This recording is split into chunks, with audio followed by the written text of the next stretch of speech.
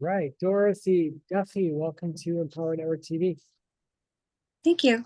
It's going to be fun. So before Dorothy got on, we were just chatting about her purpose in life. And can you just kind of start with that? Do you mind, Dorothy? Just like, what is your big mission you're on now? You've discovered it. My mission now that I've discovered uh, my own song inside of me is what I've realized is that everybody has their own song inside of them and a way that they're able to use their own energy to heal themselves, to create positive activity around them, to create a positive life and reality that they want around them. Just by keeping positive with energy. But I didn't hear anything. So Zoom has auto noise cancellation if there's something in the background. okay. So that's basically my purpose is to show everybody that they can love themselves back to healing. There's a lot of like even ancestral trauma that goes along with there's a lot of ancestral trauma that comes along with every soul and every soul path. And unless you actually like heal through that, you are stuck in your life a lot.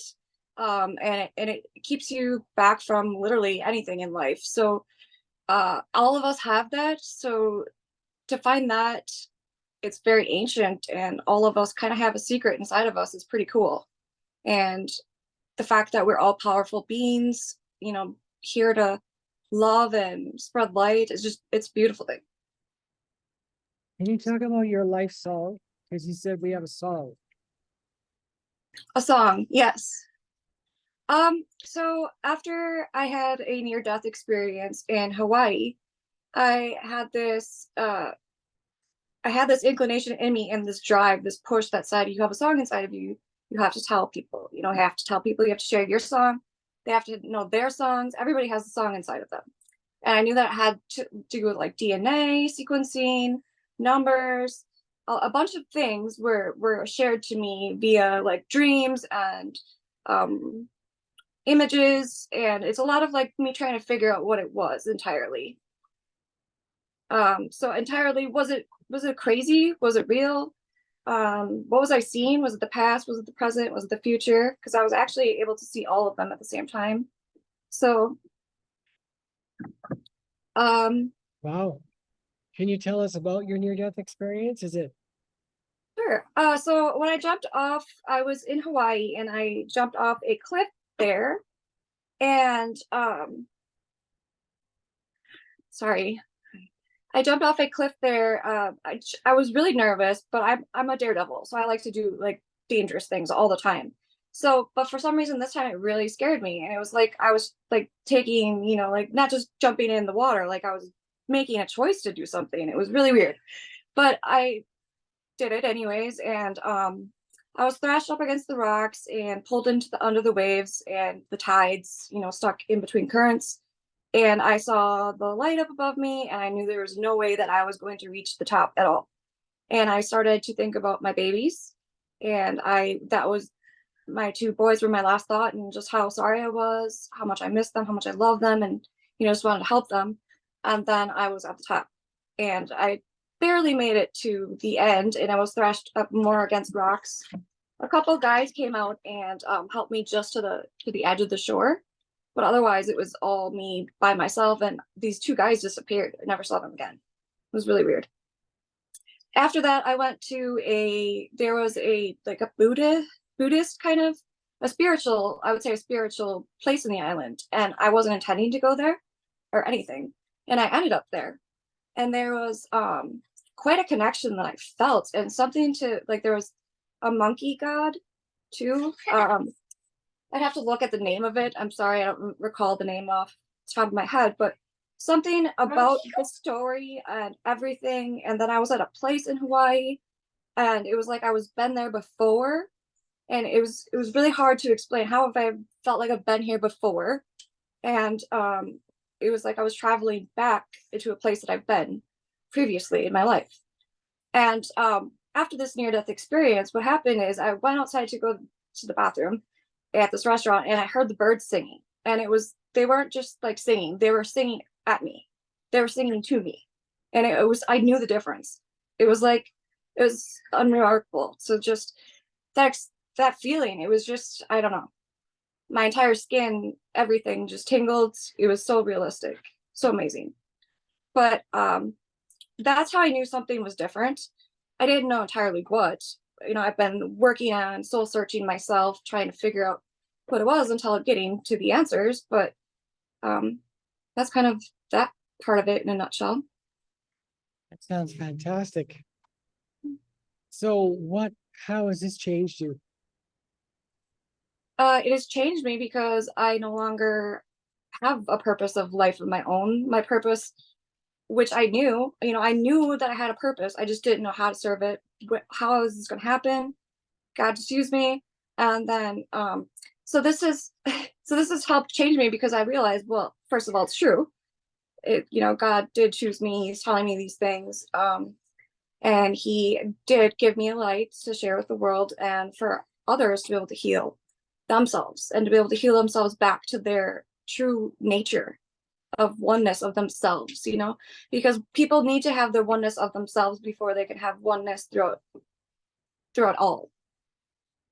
So it's a matter of getting back to your roots and really understanding who you are as a soul.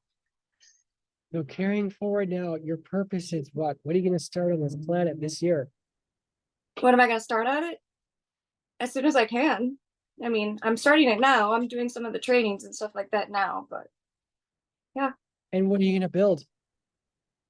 An empire of loving people, generosity, kindness.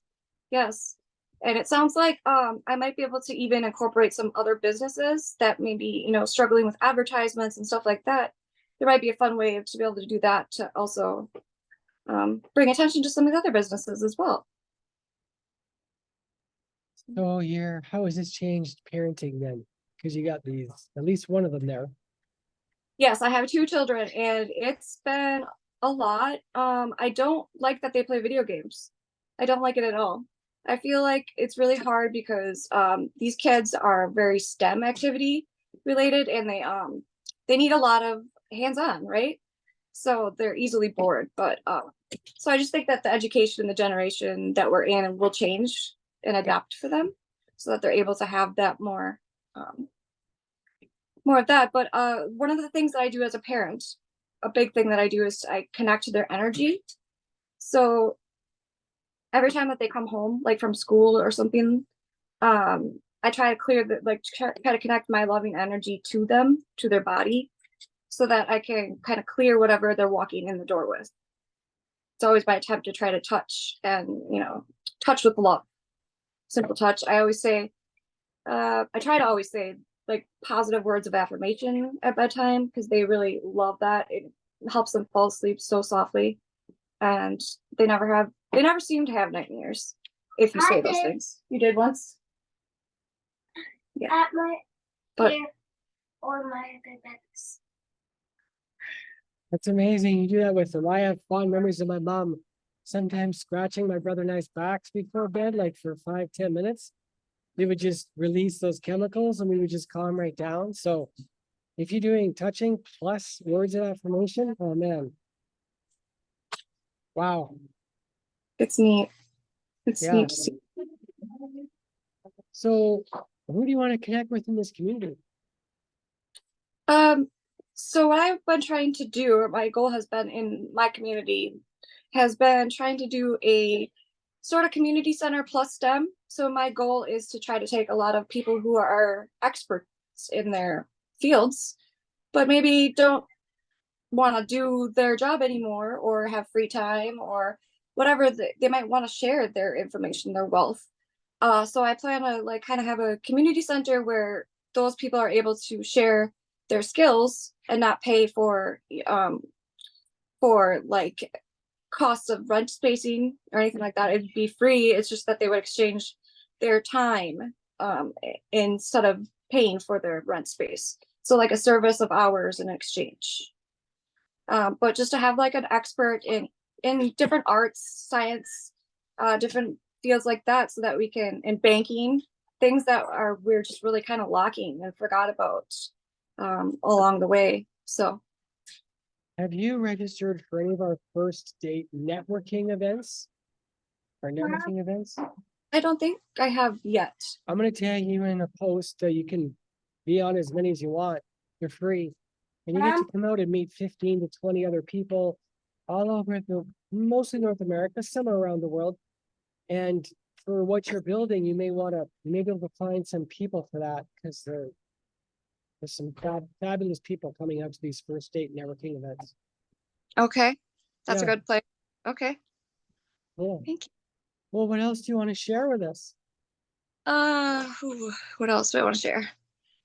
Uh, just keep the hope and the faith and the love and the hope that things are going to get better, because I think that once all of us start on the mission, things will get better. Things will start to just progress, and we'll start to see the action instead of just hearing about the words. We'll start to see the action. So, Well, I'm sold. Sounds like good vibes to me. Good vibes, good words, good intentions. It's great. yes. And does your boy want to contribute anything? Did he have something he wanted to say? Would you like to say anything, Mr. Marvel? No. Just No, want to say, I like your shirt. It says just do it. just Yep. do it. Nice. Just do it there, dude. His middle name is Marvel. He's my little comic boy. Seriously, his name is Yeah, he's been burned. He's gotten burned in a fire. He's had to have his had his like skin grafting and everything done. He's been through a lot too. Yeah. wow. Yeah. Marvel, I need to tag your mummy in a interview I did last week with a guy that owns him and his partners own Unshaven Comics. They write comics. They write Aw. superhero movies, yes, and stories and books. So Cute. I should tag 5 you in years that. old. What's that?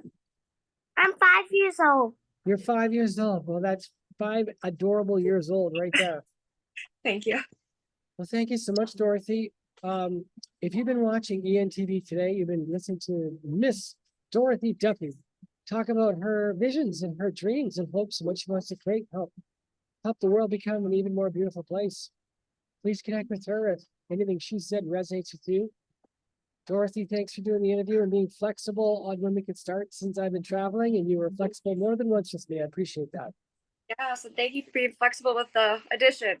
Oh, it's all good. This is what life is. This is what life is. Okay, Thank we'll you. end the broadcast here.